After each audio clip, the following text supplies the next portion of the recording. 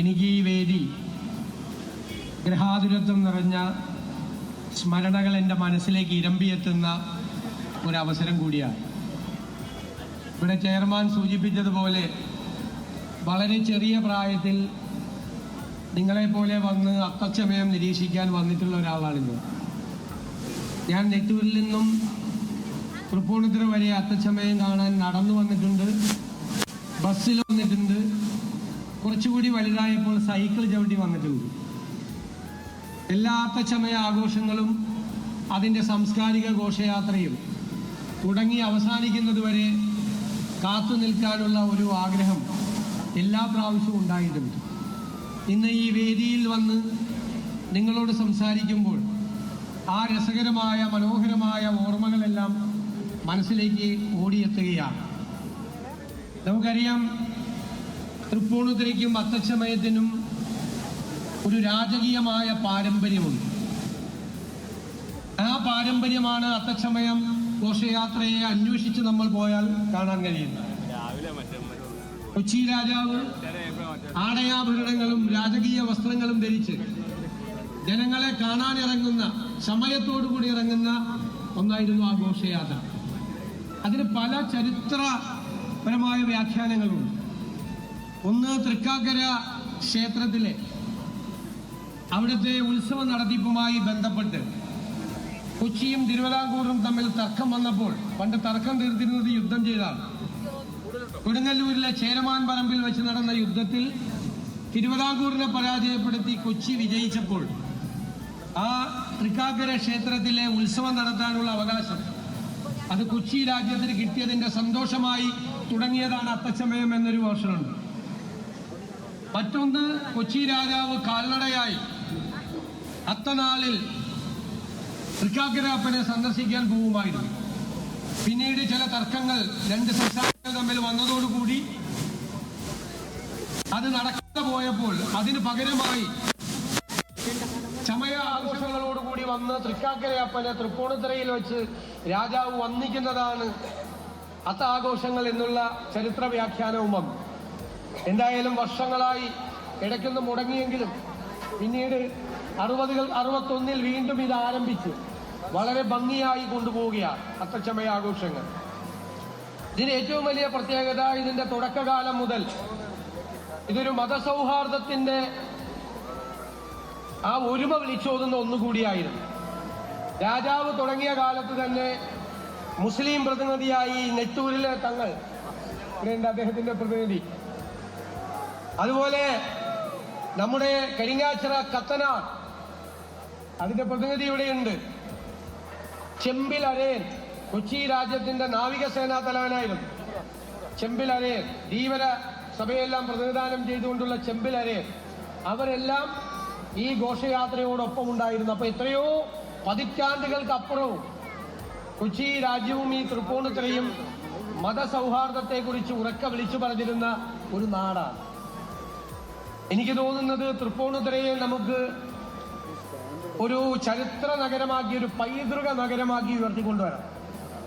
തൃപ്പൂണിത്തുറയ്ക്ക് ആ പൈതൃകമുണ്ട്, രാജകീയ പൈതൃകമുണ്ട്, കലയുടെ പൈതൃകമുണ്ട്, അനുഷ്ഠാന കലകളുടെ പൈതൃകമുണ്ട്.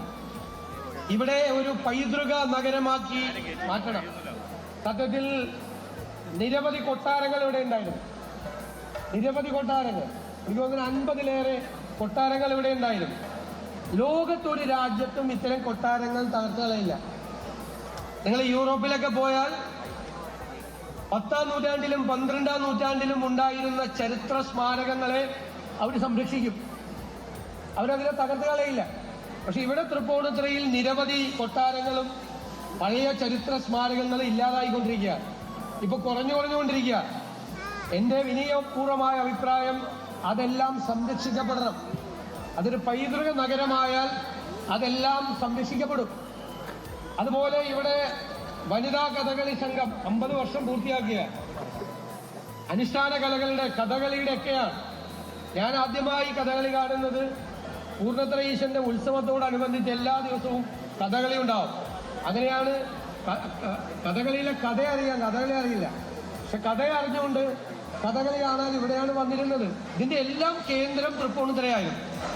തൃപ്പൂണിത്തുറയെ ആ പഴകിയ രാജകീയ പ്രൗഢിയിലേക്ക്, ആ പാരമ്പര്യത്തിലേക്ക് അതിനെ നിലനിർത്തുന്നത്. ഇതാണിപ്പോ ലോകം മുഴുവൻ മറ്റുള്ളവരുടെ മുമ്പിൽ ഷോക്കേസ് ചെയ്യുന്നത്. ഞാൻ MLA ആയി 2001 ചെല്ലുമ്പോൾ പറവൂരിനൊരു ബന്ധം കൂടിയുണ്ട് തൃപ്പൂണിത്തുറയിൽ. എന്താ കാര്യം? കൊച്ചി രാജ്യത്തിന്റെ പ്രധാനമന്ത്രിയായിരുന്ന പാലിയത്തച്ഛന്റെ നാട് പറവൂരിലെ ചേന്നമംഗലത്താണ്, അല്ലേ? അതാണ് കൊച്ചിയും പറവൂരും തമ്മിലുള്ള ബന്ധം. പിന്നെ കൊച്ചി തിരുവിതാംകൂറിന്റെ അതിർത്തിയാണ്. പറവൂര് ചെന്നാൽ നിങ്ങൾക്ക് കൊതിക്കല്ല് കാണാം. കൊതിക്കല്ല്. എന്താ കൊതിക്കല്ല്? മറ്റേ കൊതിയല്ല, നമ്മുടെ കൊതിയല്ല. കൊച്ചി തിരുവിതാംകൂർ അതിർത്തിയുടെ കല്ലാണ് കൊതിക്കല്ലെന്ന് പറയുന്നത്. പറവൂരിൽ പല സ്ഥലത്തും ഉണ്ട്. കൊച്ചിയും തിരുവിതാംകൂർ. പണ്ട് കൊച്ചിയിൽ നിന്ന് തിരുവിതാംകൂറിലേക്ക് നാട് കടത്തിയിരുന്നത് ചേന്നമംഗലത്തെ തോടിന്റെ അപ്പുറത്തേക്ക് കടത്തിവിടില്ല. മനസ്സിലായി? ചെറിയ തോട് കടത്തിവിട്ട നാട് കടത്തലായി അന്ന്. ഞാൻ ചെല്ലുമ്പോൾ പാലിയത്തച്ഛന് ഡച്ചുകാര് പണിതു കൊടുത്ത ഡച്ച് മാതൃകയിലുള്ള ഒരു മനോഹരമായ പാലസ് ഉണ്ട്. അത് ഇടിഞ്ഞു കഴിഞ്ഞപ്പോ വീഴാറായി കിടക്കുക. നിങ്ങളൊപ്പം ഒന്ന് പോയി കാണണം. അത് ഞങ്ങൾ സംരക്ഷിച്ചു. പാലിയത്തച്ഛന്റെ ഡച്ച് പാലസ് സർക്കാരിനെ കൊണ്ട് സംരക്ഷിച്ചു. മുസ്ലിം പൈതൃക പദ്ധതിയുടെ ഭാഗമായി ആ രാജകീയ കൊട്ടാരം, ഡച്ച് കൊട്ടാരം, ഡച്ചുകാര് ഏത് നൂറ്റാണ്ടിലാണ് ഇവിടെ വന്നത്? ആ നൂറ്റാണ്ടിൽ അവരുണ്ടാക്കിയ ഡച്ച് കൊട്ടാരം ഇന്ന് മ്യൂസിയമാണ്. പാലിയത്തച്ഛന്റെ 4 കെട്ട് തകർന്നു പോകുമായിരുന്നു. പക്ഷെ പാലിയത്തച്ഛന്റെ 4 കെട്ടും ഊട്ടുപുരയും എല്ലാം ഇപ്പോൾ പൈതൃക സ്മാരകങ്ങളാണ്.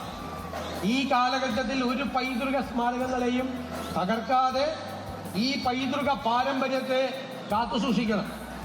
ഞാൻ ബഹുമാനപ്പെട്ട MP യോടും MLA യോടും മുനിസിപ്പൽ ഭരണസമിതിയോടും എല്ലാവരോടും ആവശ്യപ്പെടുകയാണ്. നിങ്ങൾ കൂട്ടായി നിന്ന് നിങ്ങൾ അതിനെ ഏറ്റവും നല്ല ഒരു എക്സ്പേർട്ടിനെ വിദേശത്ത് നിന്ന് കൊണ്ടുവന്ന് നിങ്ങളത് പഠിച്ച് തയ്യാറാക്കി നിങ്ങൾ എല്ലാവരും ചേർന്ന്, രാഷ്ട്രീയമൊന്നും കലർത്തരുത്, ആവശ്യമില്ലാത്ത രാഷ്ട്രീയമൊന്നും വലിച്ചെടുക്കരുത്, എല്ലാവരും കൂടി ചേർന്ന്, മന്ത്രിയുണ്ട്, അനൂപ് ജേക്കബുണ്ട്, ഒരു നല്ല പ്രപ്പോസൽ തയ്യാറാക്കിയാൽ തൃപ്പൂണിത്തുറയെ പൈതൃക നഗരമാക്കി ഇതിന്റെ മുഴുവൻ പാരമ്പര്യത്തെയും കാത്തുസൂക്ഷിക്കാൻ സർക്കാർ തയ്യാറാണ് എന്ന് ഈ അവസരത്തിൽ പറയാൻ ഞാൻ ആഗ്രഹിക്കുന്നു. അതിനുള്ള തയ്യാറെടുപ്പുകൾ നിങ്ങൾ തുടങ്ങട്ടെ. ഈ അത്തച്ചമയ ആഘോഷങ്ങൾ നമ്മുടെ പാരമ്പര്യത്തിന്റെ ഭാഗമായി നമ്മളെന്നും ഹൃദയത്തിലേറ്റണം എന്ന് വിനയപൂർവ്വം അഭ്യർത്ഥിച്ചുകൊണ്ട് അത്തച്ചമയ ഘോഷയാത്ര അതോടനുബന്ധിച്ചുള്ള ഈ ഉദ്ഘാടന സമ്മേളനം ഉദ്ഘാടനം ചെയ്തതായി അറിയിച്ചുകൊണ്ട് വാക്കുകൾ നിർത്തുന്നു.